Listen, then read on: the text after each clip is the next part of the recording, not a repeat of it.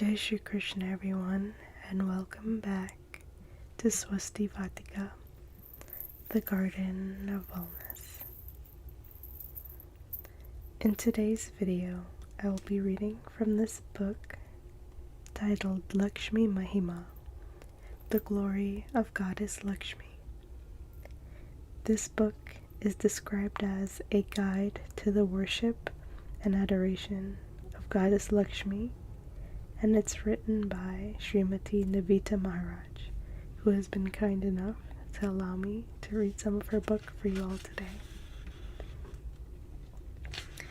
For today's video, I will be reading chapter 1 of this book, and if you'd like to have me read more, please like this video and leave a comment below. So let's begin. Chapter 1. Goddess Lakshmi. Goddess Lakshmi, or Lakshmi Mata, is unquestionably one of the most revered and adored deities in the Hindu pantheon.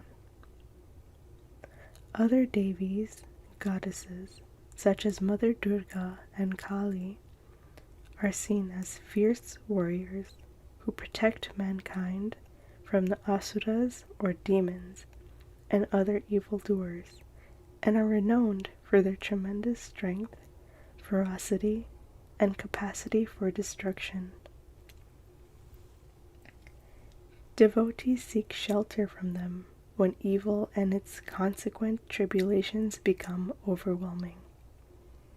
Goddess Saraswati represents knowledge, and thus symbolizes the self-denying, rigorous, and disciplined way of the life of the student or any true seeker of knowledge.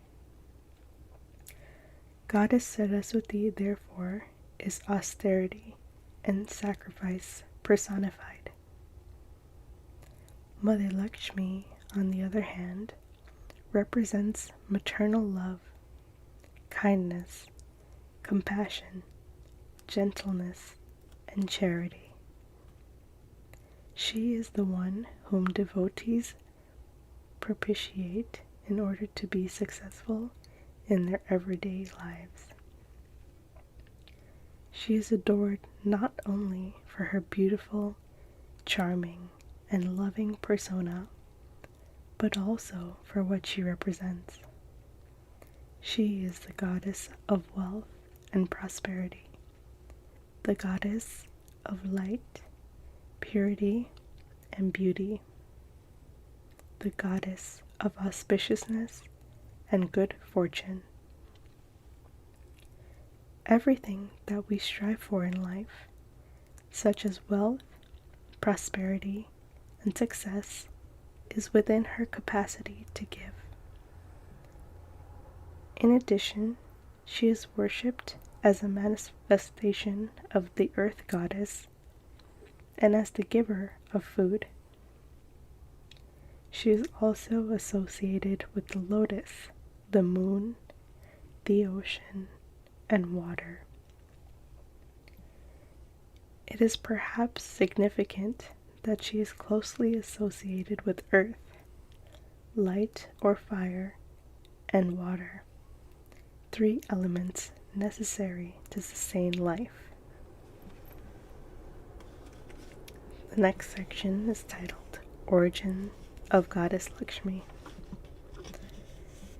The origin of Lakshmi is said to have taken place at the time of the Samudra Mantana, or Kshirasagara Mantana, the churning of the ocean, which had become necessary because of the fall of Lord Indra, the king of the Devas. According to the Puranas, on one occasion, Lord Indra had fallen victim to his own pride and arrogance. Because of this, he had shown great disrespect to the powerful Rishi Durvasa, a partial incarnation of Lord Shiva, who was renowned for his ill temper.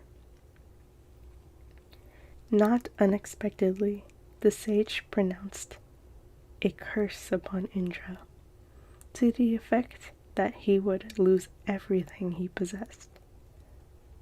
Shortly thereafter, the asuras or demons managed to overthrow the devas and take over Amaravati, the realm of the gods.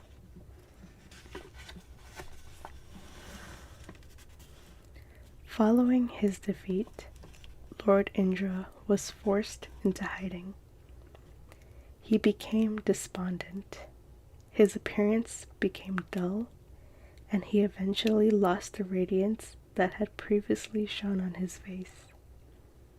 In this wretched state, Indra propitiated Lord Vishnu, who confirmed that his prosperity had deserted him because, in his great arrogance, he had been disrespectful to such an honorable and elderly person as Rishi Durvasa. He was told that if he wished to regain his kingdom, he must churn the ocean of milk, so as to obtain the divine Amrita, or the nectar of immortality, partaking of which the Devas would become invincible. He also advised him that upon completion of this task, he would be blessed with prosperity, and his aura would once again become radiant.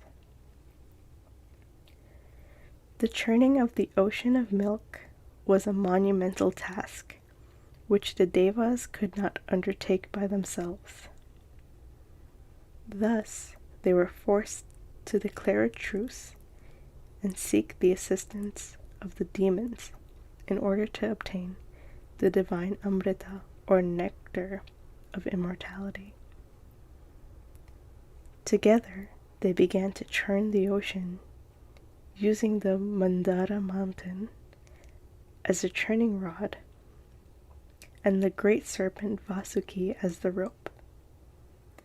When the mountain began to sink into the waters, Lord Vishnu himself took the form of a giant tortoise, or as a Kurma avatar, and supported the mountain on his back.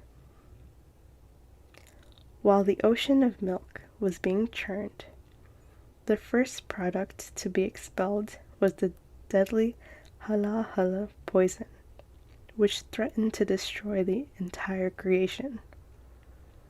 The gods and demons appealed to Lord Shiva, who came to their rescue by swallowing the poison and holding it in his throat, thereby saving the world from certain destruction, and earning the epithet Nilakanta, the blue-throated one.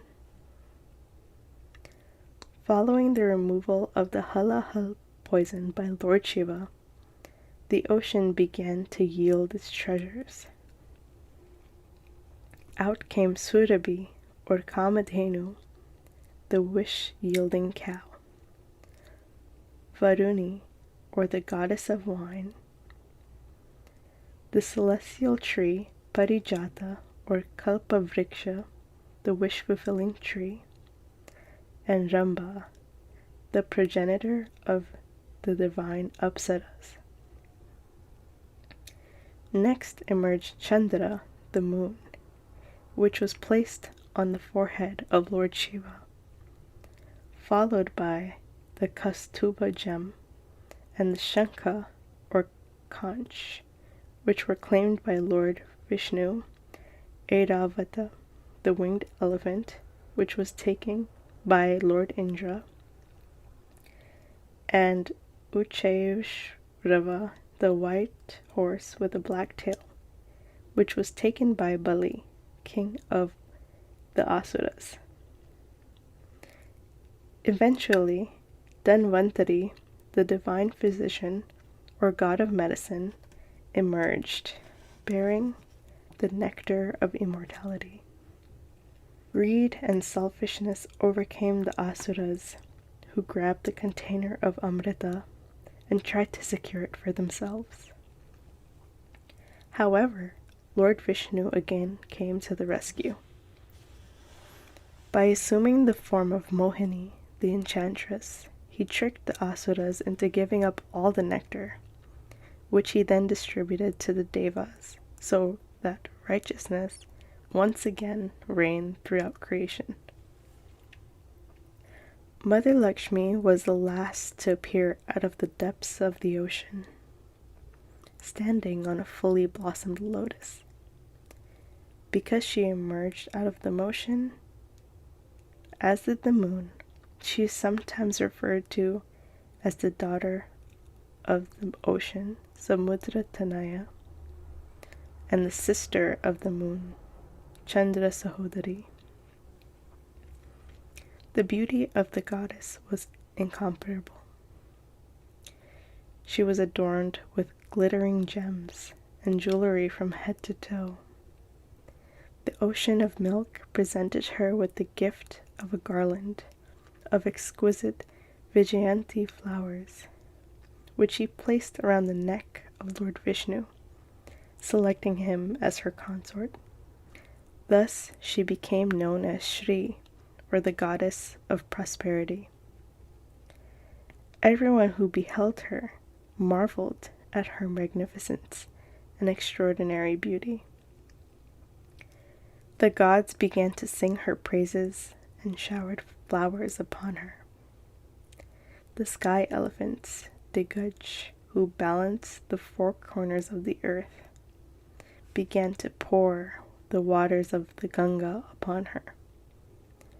Lord Indra was so joyful upon seeing her that he spontaneously composed and sang the Sri Mahalakshmi Ashtakam, a beautiful hymn to praise her.